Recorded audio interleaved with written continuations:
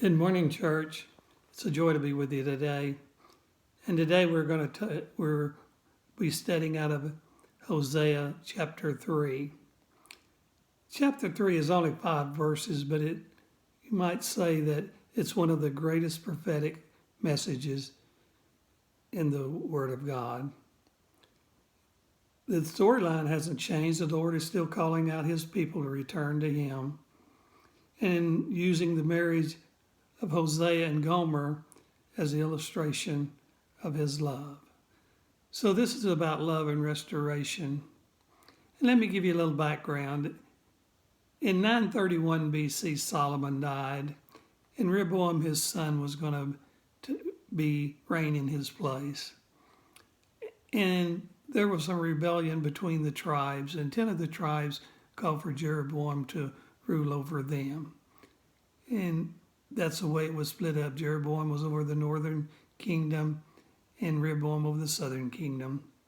And God had made promises. And if you look in 1 Kings 11, verses 29 through 40, you see God's promises to Jeroboam. And then we find what Jeroboam really did. In 1 Kings 12, verses 26 through 31, we see that Jeroboam instituted pagan worship. He made 2 calves of gold and placed one in Bethel and the other in Dan for the people to worship. Well, they actually were pagan worshipers for 210 years until God finally brought judgment upon them in 722 BC.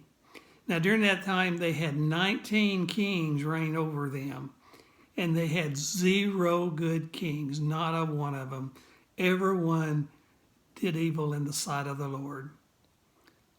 And so God brought his judgment upon them, and the Syrians came in and captured them and took their best away and brought some of the Syrians in, and they intermarried, and they became the Samaritans, which walked on the earth during the time of Jesus, time 750 years later. And that's what the story is about. And Hosea and Gomer's life represent this living illustration, how the nation of Israel, the northern kingdom, had spiritually committed adultery. And we see in the very first verse here where God tells Hosea to go and go again and love a woman who is loved by a lover and has committed adultery. So he seeks out Gomer and he finds her, and he has to pay money for her. And we see from there that he brings her back. Now, they had 3 kids, as it said in chapter 1, and you can see the heartache that must have been for Hosea to go through this. He had been betrayed by his spouse the same way that the children of Israel had betrayed God, and we must see that in our nation today too. Now, after they were captured, they were scattered, and it prophesies there in chapter 4 that they were without king and prince, and you know they're still without king and princes today.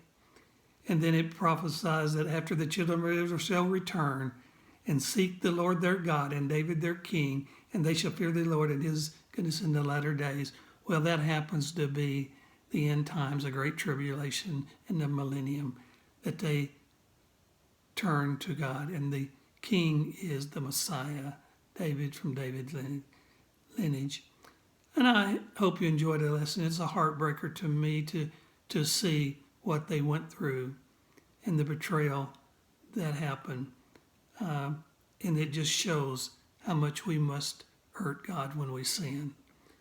May you be blessed today, and may you enjoy reading the Word and studying it. God bless you.